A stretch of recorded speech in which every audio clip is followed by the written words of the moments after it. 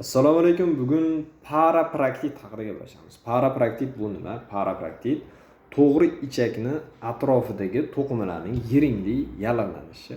Sababi to'g'ri ichak atrofidagi infeksiya, yiringli kasalliklar va teri mikroblari va bundan tashqari anal yoriqlar, ya'ni treshina deyish bo'ladi. Xuddi shunaqa narsalar.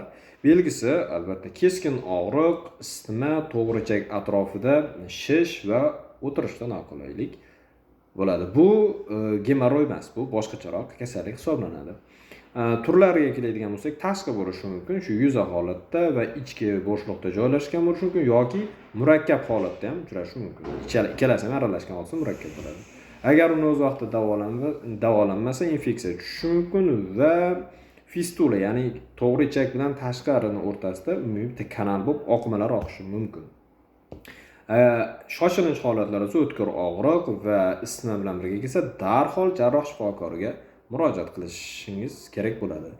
Tekshiruvlari fizikani faqatgina ko'z bilan ko'rish orqaligina uni aniqlash mumkin va bundan tashqari chuqurroq tashxis qo'yish uchun ultratovush tekshiruvi va hattoki kompyuter tomografiyasi ham qo'llashimiz mumkin bo'ladi. Davolash albatta o'sha yiring qismini u yerda yiring to'plangan bo'ladi. O'sha yiringni ochish va yiringni chiqarib tashlash, drenaj qilib tozalash va unga qo'shimcha ravishda antibiotiklarni qo'llash bilan davolash mumkin bo'ladi. Uy sharoitida uni davolab bo'lmaydi.